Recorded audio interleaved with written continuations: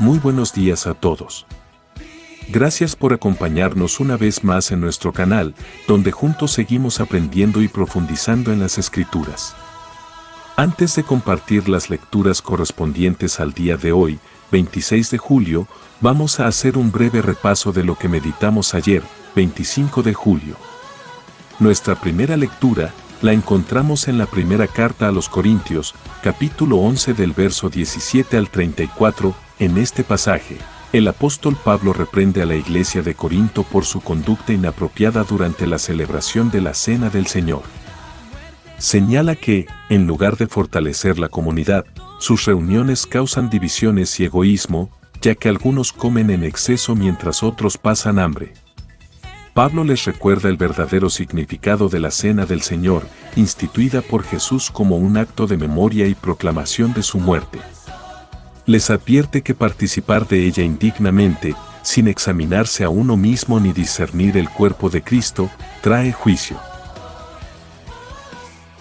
Por eso, insta a los creyentes a evaluarse antes de participar y a esperar unos por otros para mantener la unidad y el respeto por lo sagrado. La segunda lectura la encontramos en el segundo libro de Reyes, capítulo 5. En este capítulo se narra la historia de Naamán, un comandante del ejército de Siria, que aunque era un hombre valiente y respetado, padecía de lepra. Una joven israelita, esclava en su casa, le dice que el profeta Eliseo en Israel podría sanarlo. Naamán viaja a Israel con cartas del rey de Siria, pero el rey de Israel se alarma pensando que es una provocación. Entonces Eliseo lo calma y le pide que Naamán vaya a él. Cuando Naamán llega, Eliseo le manda decir que se lave 7 veces en el río Jordán para ser sanado. Naamán se ofende porque esperaba un acto más grandioso, pero sus siervos lo convencen de obedecer. Finalmente, se baña en el Jordán y queda completamente limpio. Naamán regresa agradecido, reconociendo al Dios de Israel como el único verdadero Dios. Ofrece regalos, pero Eliseo los rechaza. Sin embargo, Giesi, el siervo de Eliseo, corre tras Naamán y miente para obtener parte del regalo. Cuando Eliseo lo confronta, Giesi es castigado con la lepra que tenía Naamán. La tercera lectura de ayer fue en el libro del profeta Abdías capítulo 1. El libro de Abdías es una profecía breve que anuncia el juicio de Dios contra Edom, una nación vecina y enemiga de Israel. Edom es acusada de orgullo y arrogancia por confiar en su posición geográfica y alianzas. Pero, sobre todo, es condenada por no ayudar a Judá cuando fue atacada. En cambio, se alegró de su caída, saqueó su ciudad y capturó a sus sobrevivientes. Dios declara que Edom será humillada y destruida completamente. El día del Señor se acerca, y así como Edom actuó con violencia, también le será devuelto el mismo trato. Al final del libro, se anuncia la restauración de Israel y que el reino será del Señor. Hasta aquí nuestro resumen de ayer. Ahora sí, vamos a continuar con las lecturas de hoy. Pero antes, dediquemos este momento para alabar juntos al Señor. Ya regresamos.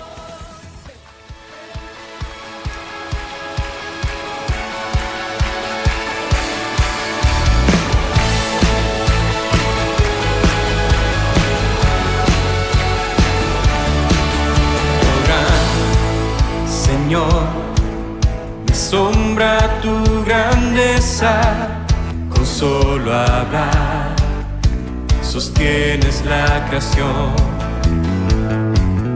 Harás cumplir siempre todos tus planes para traer la gloria para ti y la gloria. Gloria,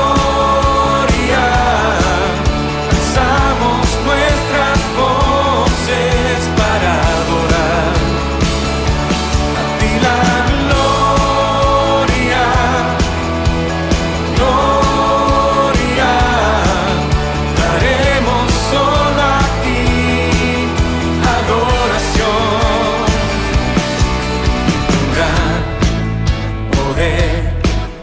Tú mueves las estrellas, el viento, el mar y todo lo que hay. En mí andar mis gozos y tristezas, porque estás tú para dar gloria a ti la gloria, gloria. Alzamos nuestras voces para adorar a ti la gloria, gloria. Daremos solo a ti adoración.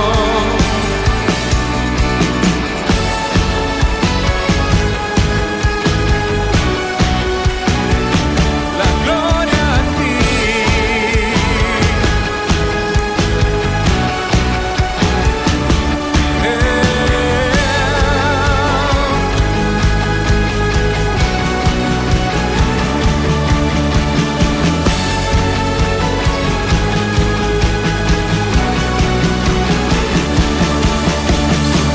Altos y profundos tus caminos, bueno eres tú, y de esto cantaré, que por amor tu Hijo entregaste.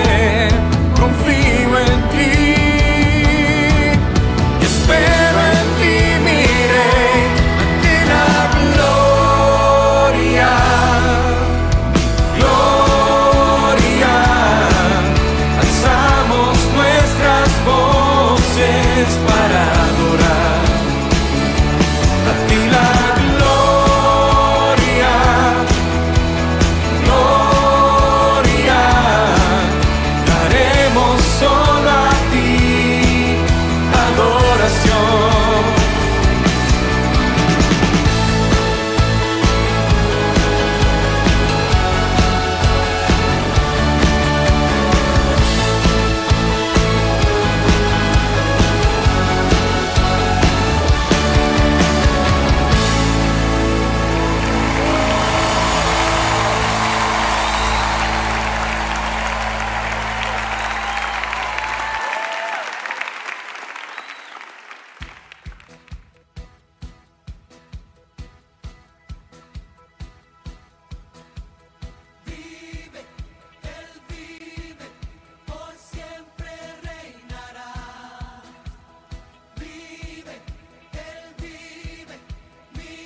Ya estamos de regreso, listos para conocer las nuevas lecturas de hoy.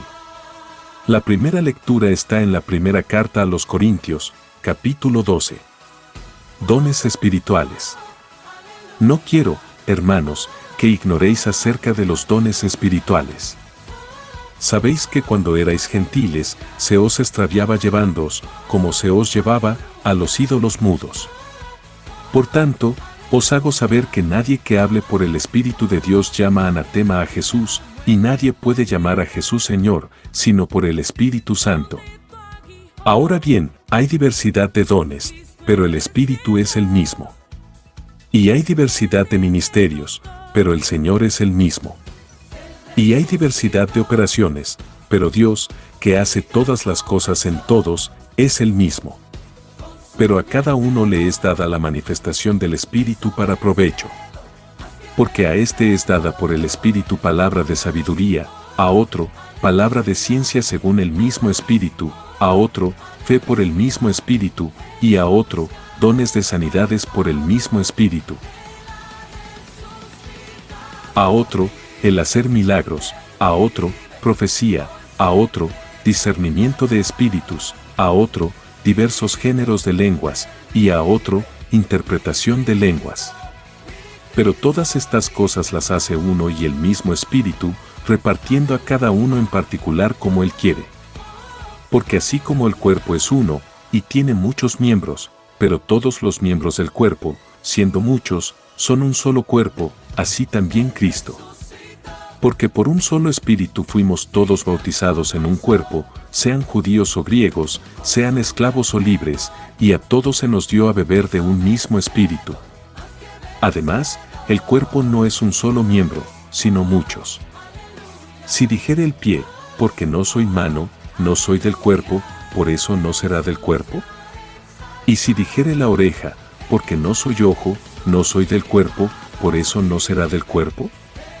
Si todo el cuerpo fuese ojo, ¿dónde estaría el oído? Si todo fuese oído, ¿dónde estaría el olfato? Mas ahora Dios ha colocado los miembros cada uno de ellos en el cuerpo, como Él quiso. Porque si todos fueran un solo miembro, ¿dónde estaría el cuerpo? Pero ahora son muchos los miembros, pero el cuerpo es uno solo. Ni el ojo puede decir a la mano, no te necesito, ni tampoco la cabeza a los pies, no tengo necesidad de vosotros. Antes bien los miembros del cuerpo que parecen más débiles, son los más necesarios, y a aquellos del cuerpo que nos parecen menos dignos, a estos vestimos más dignamente, y los que en nosotros son menos decorosos, se tratan con más decoro. Porque los que en nosotros son más decorosos, no tienen necesidad, pero Dios ordenó el cuerpo, dando más abundante honor al que le faltaba, para que no haya desavenencia en el cuerpo, sino que los miembros todos se preocupen los unos por los otros. De manera que si un miembro padece, todos los miembros se duelen con él, y si un miembro recibe honra, todos los miembros con él se gozan. Vosotros, pues, sois el cuerpo de Cristo, y miembros cada uno en particular. Y a unos puso Dios en la iglesia, primeramente apóstoles, luego profetas, lo tercero maestros, luego los que hacen milagros, después los que sanan, los que ayudan, los que administran, los que tienen don de lenguas. ¿Son todos apóstoles? ¿Son todos profetas? ¿Todos maestros? ¿Hacen todos milagros? ¿Tienen todos dones de sanidad? ¿Hablan todos lenguas? ¿Interpretan todos? Procurad, pues, los dones mejores. Mas yo os muestro un camino aún más excelente. Pablo enseña en este capítulo 12 que todos los creyentes forman parte del cuerpo de Cristo y aunque somos diferentes, todos tenemos un propósito. Cada don, cada función, desde la más visible hasta la más discreta, es necesaria y valiosa. Nadie puede decir no te necesito al otro. Esta imagen del cuerpo nos recuerda que Dios no busca uniformidad, sino unidad en la diversidad. Él se glorifica usando lo que el mundo considera débil, pequeño o sin valor. Reflexionemos, ¿estamos valorando nuestro rol dentro del cuerpo de Cristo? ¿Menospreciamos nuestro don o el de otros? Vamos a continuar con la siguiente lectura, la encontramos en la segunda carta del libro de Reyes, capítulo 6, desde el versículo 1 al capítulo 7, versículo 2. Eliseo hace flotar el hacha. Los hijos de los profetas dijeron a Eliseo, he aquí, el lugar en que moramos contigo nos es estrecho. Vamos ahora al Jordán, y tomemos de allí cada uno una viga, y hagamos allí lugar en que habitemos. Y él dijo, andad. Y dijo uno, te rogamos que vengas con tus siervos. Y él respondió, yo iré. Se fue, pues, con ellos, y cuando llegaron al Jordán, cortaron la madera. Y aconteció que mientras uno derribaba un árbol, se le cayó el hacha en el agua, y gritó diciendo, ah, Señor mío, era prestada. El varón de Dios preguntó, ¿dónde cayó? Y él le mostró el lugar. Entonces cortó él un palo, y lo echó allí, e hizo flotar el hierro. Y dijo, tómalo. Y él extendió la mano, y lo tomó. Eliseo y los sirios. Tenía el rey de Siria guerra contra Israel, y consultando con sus siervos, dijo, en tal y tal lugar estará mi campamento. Y el varón de Dios envió a decir al rey de Israel, mira que no pases por tal lugar, porque los sirios van allí. Entonces el rey de Israel envió a aquel lugar que el varón de Dios había dicho, y así lo hizo una y otra vez con el fin de cuidarse.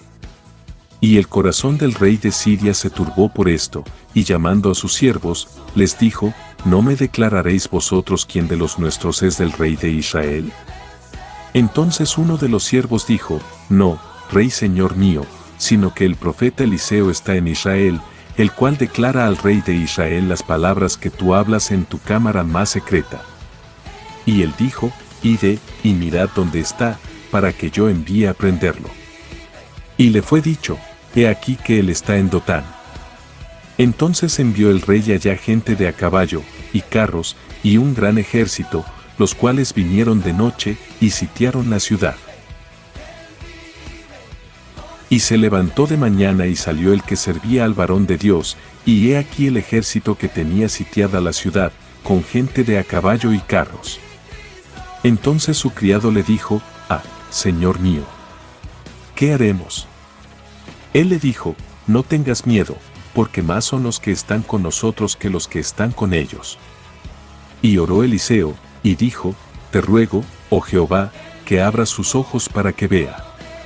Entonces Jehová abrió los ojos del criado, y miró, y he aquí que el monte estaba lleno de gente de a caballo, y de carros de fuego alrededor de Eliseo.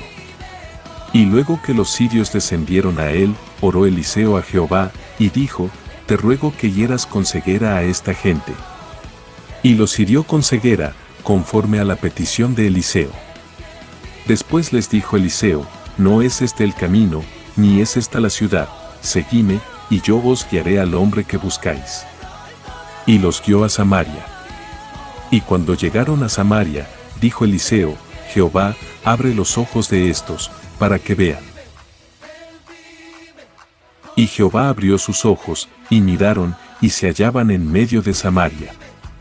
Cuando el rey de Israel los hubo visto, dijo a Eliseo, ¿los mataré, padre mío? Él le respondió, no los mates. ¿Matarías tú a los que tomaste cautivos con tu espada y con tu arco? Pon delante de ellos pan y agua, para que coman y beban, y vuelvan a sus señores. Entonces se les preparó una gran comida, y cuando habían comido y bebido, los envió, y ellos se volvieron a su señor. Y nunca más vinieron bandas armadas de Siria a la tierra de Israel. Eliseo y el sitio de Samaria. Después de esto aconteció que Ben-Hadad rey de Siria reunió todo su ejército, y subió y sitió a Samaria. Y hubo gran hambre en Samaria, a consecuencia de aquel sitio, tanto que la cabeza de un asno se vendía por 80 piezas de plata, y la cuarta parte de un cab de estiércol de palomas por 5 piezas de plata. Y pasando el rey de Israel por el muro, una mujer le gritó, y dijo, salva, rey señor mío. Y él dijo, si no te salva Jehová, ¿de dónde te puedo salvar yo? ¿Del granero o del lagar? Y le dijo el rey, ¿qué tienes? Ella respondió, esta mujer me dijo, da acá tu hijo, y comámoslo hoy, y mañana comeremos el mío. Cocimos, pues, a mi hijo, y lo comimos. El día siguiente yo le dije, da acá tu hijo, y comámoslo. Mas ella ha escondido a su hijo. Cuando el rey oyó las palabras de aquella mujer, rasgó sus vestidos, y pasó así por el muro, y el pueblo vio el cilicio que traía interiormente sobre su cuerpo. Y él dijo, así me haga Dios, y aún me añada, si la cabeza de Eliseo hijo de Safat queda sobre él hoy. Y Eliseo estaba sentado en su casa, y con él estaban sentados los ancianos, y el rey envió a él un hombre. Mas antes que el mensajero viniese a él, dijo él a los ancianos, ¿no habéis visto cómo este hijo de homicida envía a cortarme la cabeza? Mirad, pues, y cuando viniere el mensajero, cerrad la puerta, e impedidle la entrada. ¿No se oye tras él el ruido de los pasos de su amo? Aún estaba él hablando con ellos, y he aquí el mensajero que descendía a él, y dijo, ciertamente este mal de Jehová viene. ¿Para qué he de esperar más a Jehová? Dijo entonces Eliseo, oíd palabra de Jehová, así dijo Jehová, mañana a estas horas valdrá el seah de flor de harina un siclo, y 2 seas de cebada un siclo, a la puerta de Samaria. Y un príncipe sobre cuyo brazo el rey se apoyaba, respondió al varón de Dios, y dijo, si Jehová hiciese ahora ventanas en el cielo, ¿sería esto así? Y él dijo, he aquí tú lo verás con tus ojos, mas no comerás de ello. En estos capítulos vemos dos milagros poderosos. Primero, Eliseo hace flotar un hacha, mostrando que incluso los problemas más pequeños importan a Dios. Luego, en medio del asedio de Samaria, Dios anuncia a través de Eliseo que habrá abundancia al día siguiente, algo que parecía absurdo. Un oficial del rey se burla, y más adelante, pagará el precio de su incredulidad. Esto nos llama a preguntarnos cada uno, ¿creo que Dios puede intervenir en lo cotidiano y en lo imposible? ¿Estoy dispuesto a confiar incluso cuando no entiendo? Nuestra última lectura para hoy, la tenemos en el libro del profeta Jonás, capítulo 1. Dice: Jonás huye de Jehová. Vino palabra de Jehová a Jonás hijo de Amitai, diciendo, levántate y ve a Nínive, aquella gran ciudad, y pregona contra ella, porque ha subido su maldad delante de mí. Y Jonás se levantó para huir de la presencia de Jehová a Tarsis, y descendió a Jope, y halló una nave que partía para Tarsis, y pagando su pasaje, entró en ella para irse con ellos a Tarsis, lejos de la presencia de Jehová. Pero Jehová hizo levantar un gran viento en el mar, y hubo en el mar una tempestad tan grande que se pensó que se partiría la nave. Y los marineros tuvieron miedo, y cada uno clamaba a su Dios, y echaron al mar los enseres que había en la nave, para descargarla de ellos. Pero Jonás había bajado al interior de la nave, y se había echado a dormir. Y el patrón de la nave se le acercó y le dijo, ¿qué tienes, dormilón? Levántate, y clama a tu Dios, quizá Él tendrá compasión de nosotros, y no pereceremos.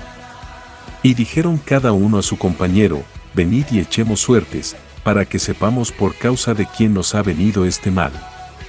Y echaron suertes, y la suerte cayó sobre Jonás.